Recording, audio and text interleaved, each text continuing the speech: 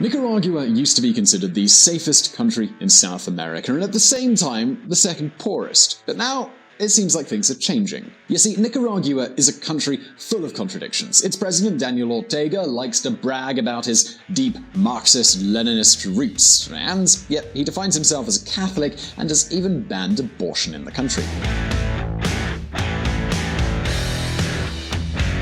Nonetheless, behind that facade of moral rectitude, there's a man facing an open trial for abusing his stepdaughter. Despite this, Daniel Ortega is known as a big-time family man. In fact, do you know who the Nicaraguan vice president is? Well, that would be his wife, Rosario Murillo.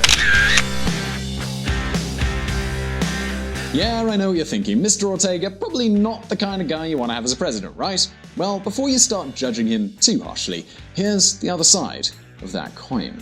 He's been in power since 2007 with a popular support rating higher than 60%. And even we have to admit that when it comes to foreign relations, he's a genius.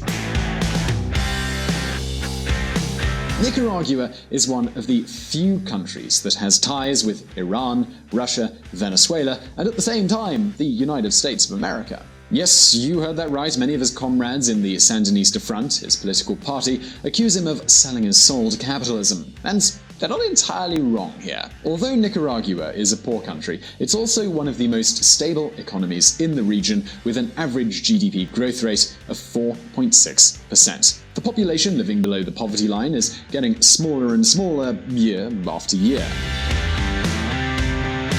Don't believe me? Well, just look at the immigration statistics and you'll see an exodus of Guatemalans and Mexicans moving to the USA. But Nicaraguan citizens seem to be comfortable staying in their home country. Apparently, they're satisfied with the political situation, or at least they used to be. The final straw came with pension reform. The government has reduced the amount of money that retired people get, and at the same time has increased what workers have to pay into the system.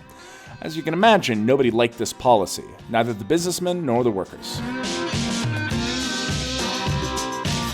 And this is how the biggest demonstration against Daniel Ortega's regime started. They've tried to repress these protests with police brutality and massive imprisonments. Many people have already lost their lives. Even the government has sent their own sympathizers to confront the protesters. But so far, none of these measures have stopped the demonstrations. So now the question becomes, why is all of this happening now when Nicaragua has no economic crisis whatsoever? Are we witnessing the end of Daniel Ortega's rule? Are we about to see the end of the Sandinista Nicaragua? Well, today we are going to answer all of these questions, but before we do, let's take a look back at the history.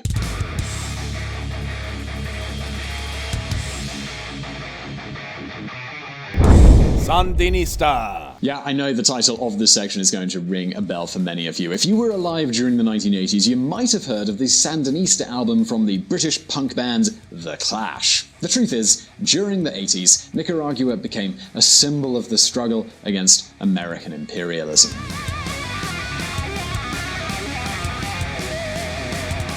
Back then, the Sandinista front had made its way to power after decades of a far right-wing dictatorship. If I tell you that the Sandinista front defines itself as a marxist-leninist, anti-American political party, you won't be surprised. But here's the funny part. They combine all of that ideology with religion. Have you ever heard of liberation theology? Well, it was a movement within the Catholic Church, especially among Latin American Roman Catholics, and its followers were die-hard supporters of the Sandinista comrades. This is a message of genuine and true Christianism. The man you see on the screen now, that is Daniel Ortega. Back then, he was already the leader of the Sandinista front and the president of Nicaragua. As you can imagine, in the middle of the Cold War, America wasn't about to let this country fall under communist rule without a fight. That's why then American President Ronald Reagan organized one of the most controversial decisions in American history. For one, he sold his weapons to the Ayatollahs in Iran who were fighting Saddam Hussein's Iraq. Of course, this was a top-secret deal because Iran was officially an enemy of the United States. After that, he took all the money from the sales to finance the so-called Contra in Nicaragua. The Contra were a far right-wing terrorist group that fought against the government of Daniel Ortega.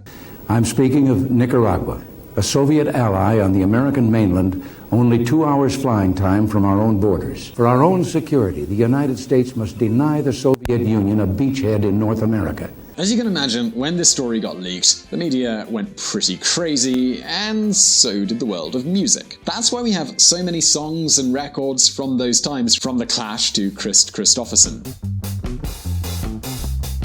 But now you might be wondering, what did Daniel Ortega do while he was in power? Well, in a way, you could say that he set a precedent for Nicolas Maduro's Venezuela. In short, the Sandinista government nationalized all of the companies that were in the hands of the local oligarchs. And, well, how did they pay for all of that? Well, they did that by getting more and more loans from the Soviet Union, and of course printing money like there was no tomorrow. And what was the outcome of all of this? Well, in the year 1986, after little more than 5 years under Ortega's rule, Nicaragua was suffering from one of the worst cases of hyperinflation of all time. In the bitterest days of the conflict between the country's former Sandinista leaders and American-backed rebels, all Nicaraguans shared one crucial piece of common ground: their reliance on the American dollar. Just imagine that the value of the local currency, the Cordoba, would value every 15 days. This means that if you bought a beer one day and paid, say, 10 Cordobas, you'd come back 4 months later and the same beer would be over 3,000. Now, we've told you many times here on VisualPolitik that the worst thing that can happen to a country is hyperinflation. This is why, despite the fact that Daniel Ortega had so much support, the citizens showed him their backs. This is why, in the year 1990, Nicaragua had a new currency, the Golden Cordoba, and a different government, this time a conservative one. During the 90s, Daniel Ortega was the leader of the opposition party. Meanwhile, the country was getting rid of that hyperinflation, and it was coming back to the situation of stable poverty. You know, Nicaraguans kept being poor, but at least they didn't have big surprises. Their purchasing power wouldn't diminish because there's not so much inflation, and there were no more wars or terrorist attacks. And this is how we get to the year 2006, the year when Nicaragua held new elections. And let's have a look at what happened. From Marxist to Ortegaist. In 2006, Ortega returned to the government, but this time he was a different version of himself. Of course, he was still a member of the Sandinista front, but so many years as the opposition helped reshape his ideas. Daniel Ortega no longer supports marxist-leninism and is now a supporter of Ortegaism. That is the problem. Testimonial from a Sandinista supporter. Of course, this brand new version of Daniel Ortega still sticks to the same old socialist rhetoric. His government guarantees universal access to healthcare and education. In fact, both the literacy rate and average life expectancy have increased in the country. But that rush for nationalization has given way to more moderate discourse. Los trabajadores de la ciudad y el campo, obreros, campesinos, white-collar workers, blue-collar workers, farmers, producers, entrepreneurs, small businessmen, and big businessmen. All the economic and social powers of the country. Let's work together.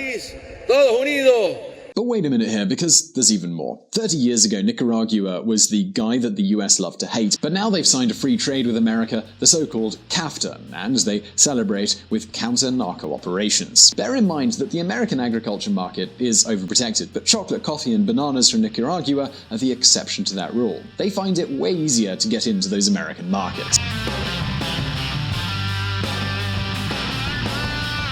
And this still is not the end of our story. Do you remember about special economic zones? I've told you about them in a video before. Basically, they're an area inside of a developing country with lower taxes and more business-friendly rules. Well, Nicaragua's got one. The images you're beginning to see on the screen now, they belong to an ad made by the government to attract foreign investors. If someone was thinking of investing in Nicaragua, I would encourage them to come down, and I think they'll find the same advantages that we found. Managua's close to the U.S., strong bilingual population, availability of highly educated workforce. Surprisingly, it seems that since Ortega came to power, Nicaragua has been flooded with new call centers from international companies. Cheap labor, special taxes, and most importantly of all, the opportunity to do business in the only country with no street violence or guerrillas whatsoever. So now you might be wondering, what happened to Daniel Ortega? Did he have an epiphany? Well, of course not. He just learns that when a country does well under your rule, it's easier to stay in power. This is why in election after election, Ortega gets more than 60% of the vote. Of course, these elections are rigged, but only a fool would say that Ortega has no popular support. In fact, there's also another reason for this ideological change. You see, if the economy of your country is doing all right and you control every facet of your country, your personal finances are going to be pretty darn great. The president, Daniel Ortega, has put his wife and sons in important government positions, while his family has gotten rich thanks to Venezuelan oil. Meanwhile, his government has invested a good share of that money in avoiding political rivalries. Virtually every media station in Nicaragua is owned by the government or some businessman that's connected to Daniel Ortega. And by the way, there's a new social media law which started to be discussed in March of 2018, and this would allow the ruling class to censor and chase political activists. Nonetheless, protests have started for a totally different reason. Let's have a look at that. Why do they protest in Nicaragua? Common wisdom says that revolutions happen when a country is in a big crisis, right? Well, that's actually a big mistake. In fact, revolutions happen when a country was going through dire straits but is now starting to grow. And why is this? Well, basically, if nobody around you is driving a Cadillac, then there are no Cadillacs to be jealous about. You can probably see where I'm going with this. All of a sudden, Nicaraguans are witnessing the advent of a brand new elite, the Friends of Daniel Ortega. Yes, it is true the whole country is growing, but some are growing faster than others. And only the most naive believe that this new aristocracy got rich entirely on their own merit. This is what we call the Populist Moment, a window of opportunity where the government can change. This is like filling a room with gas. You just need a flick of a lighter and boom, everything explodes.